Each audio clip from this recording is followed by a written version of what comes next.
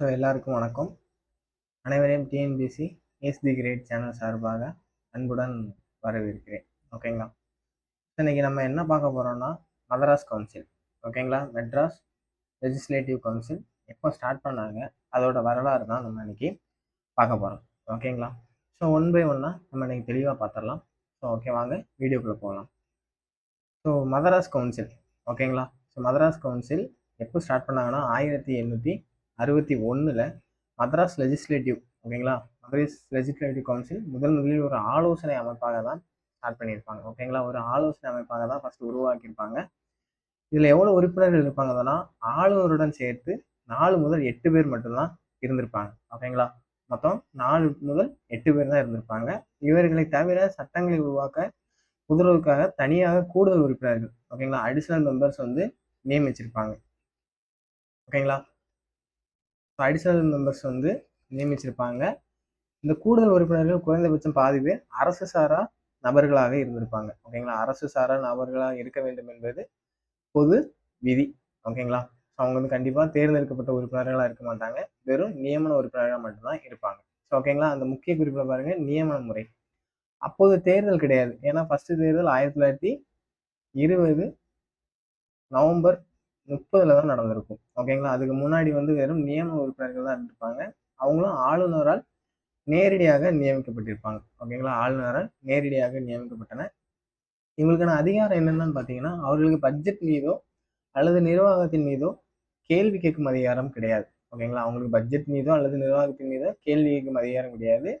சட்டங்களை இயற்றுவதில் ஆளுநருக்கு உதவி செய்வது மட்டுமே அவர்களின் பணி. ஓகேங்களா? ஏதாச்சும் ஆக்ட் கொண்டு வந்தாங்கன்னா அதை இயற்றுவதற்கு ஆளுநருக்கு வெறும் ஹெல்ப் மட்டும்தான் இவங்க பண்ணுவாங்க. அது மட்டும்தான் இவங்களோட வேலை. ஓகேங்களா?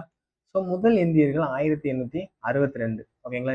1862 இந்த கவுன்சில் முதலில் இந்தியர்கள் நியமிக்கப்பட்டனர். அவர்களில் முக்கியமானவர்கள் யாரெல்லாம் பார்த்தீங்கன்னா வி பாஷ்யம் ஐயங்கார். ஓகேங்களா? வி பாஷ்யம் ஐயங்கார் மற்றும் கஜ்ஜலட்சுமி நரசு செட்டி.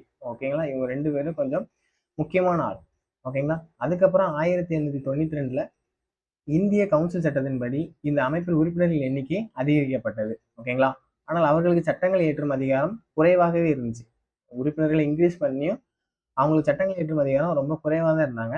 எத்தனை பேரை இன்க்ரீஸ் பண்ணாங்கன்னு பார்த்தீங்கன்னா 20 உறுப்பினர்களாக அறிவிச்சிருப்பாங்க. ஏற்கனவே 4 to 8 பேர் இருந்தாங்க.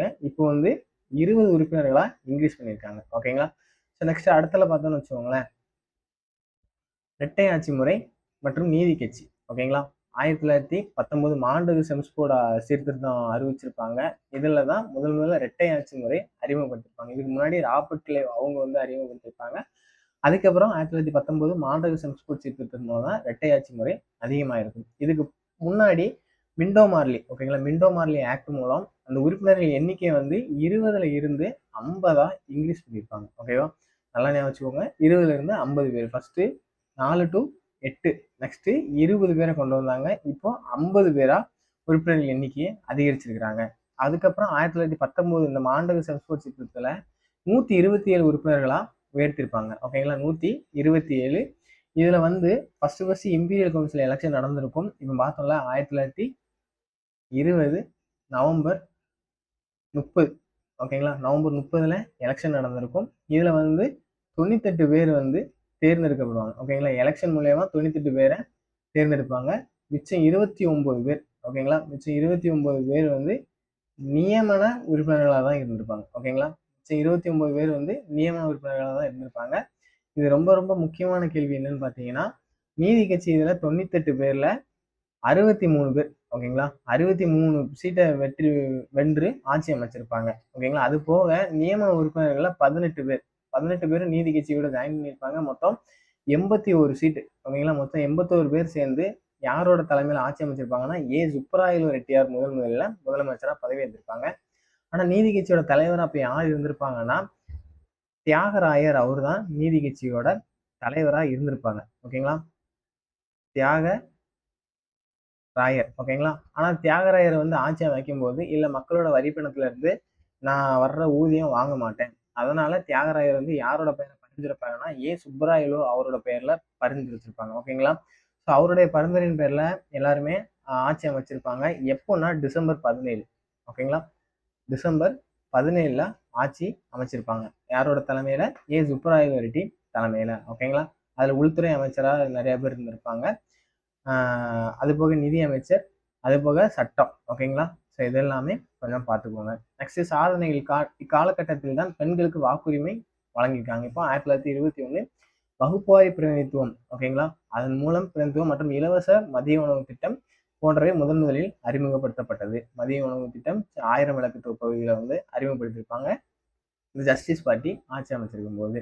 ஓகேங்களா? நெக்ஸ்ட் மாகாண தன்னாட்சி காங்கிரஸ் ஆட்சி 1937 டு 1950. 1935 இரட்டை ஆட்சி முறை ஒழிக்கப்பட்டு மாகாணங்களுக்கு தன்னாட்சி வழங்கப்பட்டது. சட்டமன்றம் மேலவை மற்றும் கீழவை என 2 அவைகளாக மாற்றப்பட்டது. தமிழ்நாடு சட்டமன்றம் எப்போ மேலவை கீழவையே மாற்றப்பட்டதுன்னா 1935 இந்திய அரசு சட்டப்படி தான் மாற்றிருப்பாங்க. ஓகேங்களா?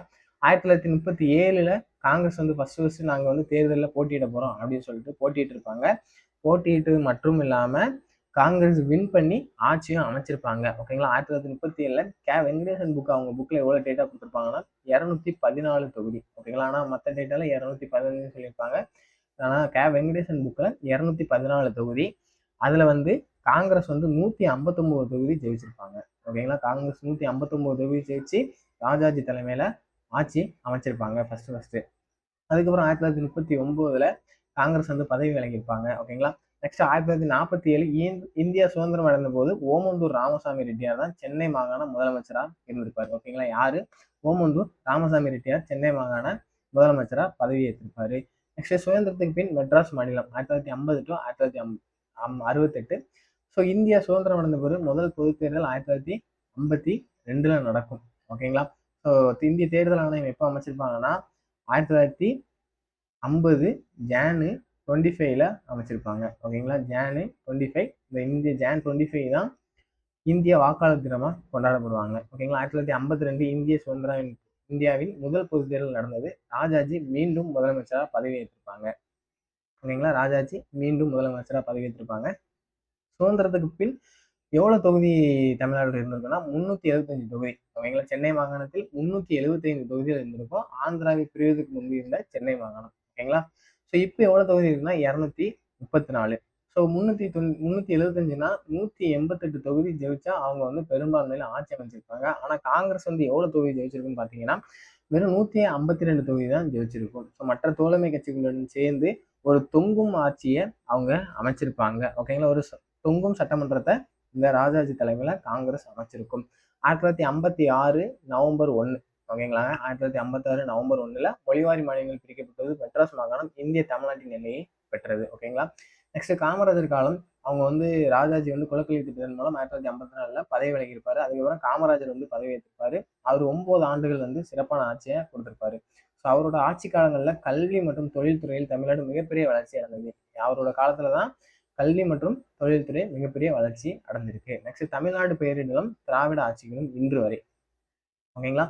ஸோ தமிழ்நாடு எப்போ பெயரிட்டிருப்பாங்க? 1967 அண்ணாவின் தலைமையில் திமுக ஆட்சி வெற்றி பெற்றது. இது ஒரு மிகப்பெரிய அரசியல் மாற்றம் அப்படின்னு சொல்றாங்க. ஸோ 1969 மெட்ராஸ் மாநிலம் என்பது அதிகாரப்பூர்வமாக தமிழ்நாடு என பெயர் மாற்றிருப்பாங்க. எப்படின்னா ஜானு 14. ஓகேங்களா? ஜானு 14 மெட்ராஸ் மாநிலம் வந்து தமிழ்நாடு அப்படின்னு சொல்லிட்டு அதிகாரப்பூர்வமாக பெயர் மாற்றப்பட்டிருப்பாங்க. நெக்ஸ்ட் ஏற்கனவே நம்ம பார்த்த மாதிரி 1935 ஆக்ட் படி மாநிலங்கள் மேலவை கீழவை அப்படின்னு சொல்லிட்டு ஒன்று இருந்திருக்கும். அந்த ஈரவை ஒழிப்பை தமிழ்நாட்டில் எப்போ ஒழிச்சிருப்பாங்கன்னா நவம்பர் 1 1986 சட்ட மேலவை கலைக்கப்பட்டு தமிழ்நாடு ஓரவை கொண்ட சட்டமன்றமாக மாற்றியிருப்பாங்க. ஸோ அப்போ யாரு முதலமைச்சராக இருந்திருப்பாங்கன்னா எம்ஜிஆர். ஓகேங்களா? எம்ஜி ராமச்சந்திரன் அவர்கள் தான் முதலமைச்சராக இருந்திருப்பாங்க. எப்போ? நவம்பர் 1 1986. இப்போ இந்தியாவில் எந்தெந்த ஸ்டேட்லலாம் மேலவை கீழவை இருக்குன்னா மொத்தம் 6 ஸ்டேட்ல மாநில மேலவை இருக்கு. ஓகேங்களா? அது எம் என்ற பையன் பிஏ தமிழ் வந்து படித்தான் அப்படின்னு சொல்லிட்டு ஒரு ஷார்ட்கட் உண்டு. ஸோ ஓகேங்களா? அதை பார்த்துக்கோங்க. நெக்ஸ்ட் இப்போ நடக்க போகிற தேர்தல் அட்டவணை. ஓகேங்களா? ஸோ 2026 எலெக்ஷன் நடக்க போகிற தேர்தல் அட்டவணை. தேர்தல் அறிவிப்பு எப்போ அறிவிச்சிருப்பாங்கன்னா மார்ச் 30, 2026. ஸோ வாக்குப்பதிவு நாள் வந்து ஏப்ரல் 23, 2026 வியாழக்கிழமை வாக்குப்பதிவு நடந்திருக்கும். கவுண்டிங் டேட் என்னன்னு சொல்லியிருக்காங்கன்னு பார்த்தீங்கன்னா மே 4, 2026. மொத்த அவகாசம் வந்து தேர்தல் அறிவிக்கப்பட்டிருந்த 51 நாட்கள் தான் கொடுத்துருக்குறாங்க. ஸோ இது ரொம்ப குறைவான டேட்டு அப்படின்னு சொல்லிட்டு சொல்றாங்க. ஸோ தலைமை தேர்தல் அதிகாரி. ஓகேங்களா? தமிழ்நாட்டோட தலைமை தேர்தல் அதிகாரி தான் இந்த சட்டமன்ற தேர்தல் நடத்துவதற்கு பொறுப்பு வச்சிருப்பாங்க. ஸோ யாருன்னு பார்த்தீங்கன்னா நம்மளுடைய அர்ச்சனா பட்நாயக். ஓகேங்களா, அவங்களோட தலைமையில் தான் தமிழ்நாட்டின் இந்திய தேர்தல் ஆணையத்தின் பிரதிநிதியாக செயல்படுவது இவரே. சட்டமன்ற தேர்தலை நடத்துவது இவருடைய பொறுப்பு அப்படின்னு சொல்றாங்க. தற்போதைய தேர்தல் அதிகாரி யாருன்னு பார்த்தீங்கன்னா திருமதி அர்ச்சனா பட்நாயக். ஓகேங்களா, இவங்க தான் தமிழ்நாட்டோட முதல் பெண் தேர்தல் அதிகாரி. ஓகேங்களா, முதல் பெண் தேர்தல் அதிகாரி யாருன்னு கேட்டீங்கன்னா இவங்க தான். ஓகேங்களா, பெண் தேர்தல் அதிகாரி இந்த அர்ச்சனா பட்நாயக் அவங்க தான். இவங்க எப்போ நியமிக்கப்பட்டிருப்பாங்கன்னா இவர் நவம்பர் 24 சத்யபிரதா சாஹூ. ஓகேங்களா, அவங்களுக்கு பிறகு இந்த அர்ச்சனா பட்நாயக் அவங்க நியமிச்சிருப்பாங்க. நெக்ஸ்ட் வாக்காளர் புள்ளி விவரங்கள் பார்த்தீங்கன்னா பிப்ரவரி 2026 படி வெளியிடப்பட்ட இறுதி வாக்காளர் பட்டியல் 5,67,000 சொல்றாங்க. 5,73,00,000 பேர் சம்திங் இந்திய தமிழ்நாட்டில் வாக்காளர்களாக இருக்கிறாங்க. இவர்களில் பெண்கள் வந்து 2,89,60,832 பேர்.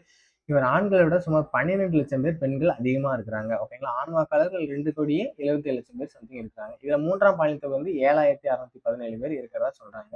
இப்போ நடந்த எஸ்ஐஆர் மூலமா இவங்க இதை மாற்றிருக்கிறாங்க. முக்கிய அம்சம் 2025 அக்டோபர் பட்டியலுடன் ஒப்பிடும்போது சுமார் 70 லட்சம் பேர்கள் வந்து இறப்பு முகவரி மாற்றம் காரணமாக நீக்கியிருக்கிறாங்க. ஓகேங்களா, எஸ்ஐஆர் நடந்துச்சுல இது. ஸோ தமிழ்நாட்டிலே மிகப்பெரிய தொகுதி எதுன்னு பார்த்தீங்கன்னா சோழிங்கநல்லூர். இதில் எத்தனை வாக்காளர்கள்னா 7,12,000 பேர். ஓகேங்களா, 7,12,000 பேர் மிகப்பெரிய தொகுதி அந்த சோழிங்கநல்லூர் தொகுதி இருக்கு. அதே மாதிரி மிக சிறிய தொகுதி எது பார்த்தீங்கன்னா கேவி குப்பம், கீழ் வைத்தினான் குப்பம் அப்படின்னு சொல்லுவாங்க. கேவி குப்பம் இது எந்த டிஸ்ட்ரிக்ட்ல இருக்குன்னு கேட்டீங்கன்னா வேலூர் டிஸ்ட்ரிக்ட். இது தமிழ்நாட்டின் மிகச்சிறிய தொகுதி. இங்கு சுமார் 2,5 லட்சம் வாக்காளர்கள் மட்டும்தான் இருக்கிறாங்க. ஓகேங்களா, நெக்ஸ்ட் நிர்வாக வசதி. வாக்குச்சாவடிகள் மாநிலம் முழுவதும் 75,000க்கும் மேற்பட்ட வாக்குச்சாவடிகள் வந்து தமிழ்நாட்டில் அமைச்சிருக்கிறாங்க. வீட்டிலிருந்தே வாக்குப்பதிவு அப்படின்னா ஃபார்ம் 12D. ஓகேங்களா, ஃபார்ம் 12D ஃபீட் பண்ணி 85 வயதுக்கு மேற்பட்டவர்கள் மற்றும் மாற்றுத்திறனாளிகள் வீட்டிலிருந்தே வாக்களிக்கலாம். அது எப்போ டேட் பார்த்தீங்கன்னா ஏப்ரல் 16 முதல் ஏப்ரல் 18 வரை இந்த வாக்குகள் சேகரிக்கப்பட்டிருக்கு. ஓகேங்களா, ஸோ அரசியலமைப்பு மற்றும் சட்ட விதிகள். ஆர்டிகல் 324 வந்து தேர்தல் ஆணையத்தின் அதிகாரத்தை பற்றி பேசுகிறது. ஓகேங்களா, ஆர்டிகல் 324 வந்து தேர்தல் அதிகாரத்தின் அதிகாரத்தை பற்றி, 326 வந்து ரைட் டு ஓட்ஸ். ஓகேங்களா, ஸோ அதை பற்றி சொல்லுது. ஸோ விஜில் ஆப். ஓகேங்களா, விதிமுறை மீறல்களை புகார் அளிக்க தேர்தல் ஆணையம் பயன்படுத்தும் முதன்மை செயல். ஓகேங்களா, ஏதாச்சும் விதிமுறை மீறல் பற்றி இருந்துச்சுன்னா இந்த விஜில் ஆப்ல நம்ம கம்ப்ளைண்ட் பண்ணலாம். ஓகேங்களா, அங்கீகரிக்கப்பட்ட கட்சிக்கு. ஓகேங்களா, ஒரு கட்சி மாநில கட்சியாக அங்கீகரிக்கப்பட வேண்டுமானால் சட்டமன்ற தேர்தலில் செல்லுபடியான வாக்குகளில் 6% மற்றும் 2 இடங்களை பெற்றிருக்க வேண்டும். ஓகேங்களா, ஸோ 6% மற்றும் 2 இடங்களை பெற்றிருந்தா அது வந்து ஒரு மாநில கட்சியா அங்கீகரிச்சிருப்பாங்க. முந்தைய தேர்தலோட ஒப்பிடும்போது ஸோ 2021 வாக்குப்பதிவு சதவீதம் எவ்வளோன்னு பார்த்தீங்கன்னா 72.8%. ஓகேங்களா, ஸோ இந்த சதவீதம் தான் 2021 வாக்கு தேர்தலில் வாக்கு பதிவாகிருக்கு. ஸோ இந்த தடவை அதோட தேர்தலில் வந்து இதோட அதிகமாகவே வாக்கு பதிவாகும் அப்படின்னு சொல்லிட்டு சொல்கிறாங்க. ஓகேங்களா, இப்போ நடக்க போகிற தேர்தல் வந்து 17வது சட்டமன்ற தேர்தல். தமிழ்நாட்டில் எத்தனாவது சட்டமன்ற தேர்தல் நடக்க போகுதுன்னு பார்த்தீங்கன்னா 17வது சட்டமன்ற தேர்தல். ஓகேங்களா, ஓகே, தேங்க்யூ.